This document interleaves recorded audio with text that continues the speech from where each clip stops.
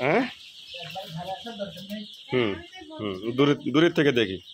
মুরগির বাচ্চার কাছাকাছি আমরা না যাই, কারণ এই বাচ্চা অত্যন্ত সংক্রমিত হয় ভাইরাস দ্বারা।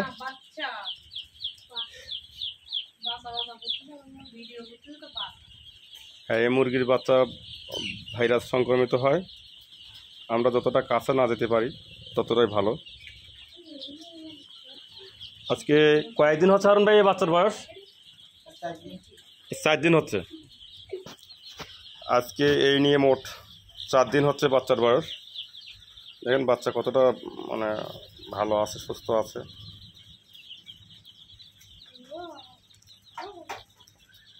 সেদিন আমি দেখাইছিলাম যে খাঁচাটা মানে যে এই যে চাটাইয়ের যে বেড়াটা দেওয়া ছিল সেটা অনেকটা চাকতি গোল করে করা ছিল।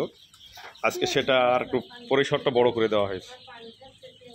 দুটোই আলাদা আলাদা করে পরিসরটা বেশ অনেক বড় করে দেওয়া হয়েছে, যাতে করে বাচ্চাদের মানে জায়গার স্পেসটা আরও একটু বড় হয়।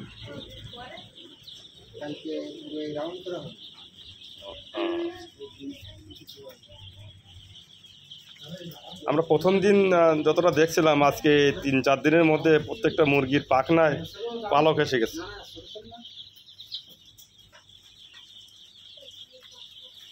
কৃতিত্ব দিতে হয় আমার হারুন ভাইকে, অক্লান্ত পরিশ্রম করেছে সে এই কয়েকদিন রাত জাগা বাচ্চা পরিপালন করতে। অন্তত এই যে কদিন বাচ্চা এই চাটাইয়ের মধ্যে ব্লিডিংয়ের অবস্থায় থাকবে সে কদিন মানে সার্বক্ষণ 24 ঘন্টা আর কি বাচ্চা দেখাশোনা করার দায়িত্বে আমাদের হারুন ভাই আছে।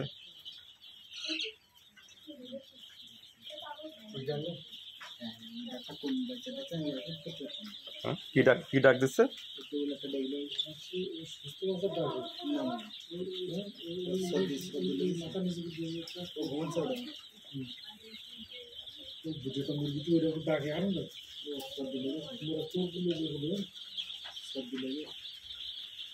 আমরা মোট 1089টা বাচ্চা নিয়ে আসছিলাম। 1100 চাইছিলাম, কিন্তু আমাদের এখানে এসে আমরা 1089টা বাচ্চা পাইছিলাম। হারুন ভাই এ পর্যন্ত আমাদের 1089টার মধ্যে হারুন ভাই এ পর্যন্ত মোট 20টার মতো বাচ্চা মারা গেছে। আচ্ছা, কিছু কিছু বাচ্চা দেখছি হারুন ভাই এই ঝিমোচ্ছে, এগুলো কি কোনো সমস্যা নাকি? ঘুমাচ্ছে এই অবস্থা আজকের।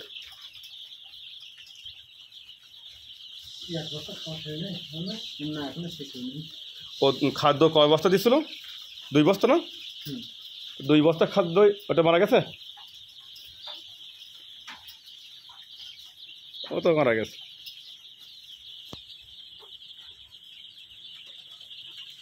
দুই বস্তা খাদ্যই 10 দিন হবে। তারপরে বাচ্চা যখন বড় হয়ে যাবে তখন আস্তে আস্তে আবার খাদ্যের পরিমাণও বেড়ে যাবে। হ্যাঁ হ্যাঁ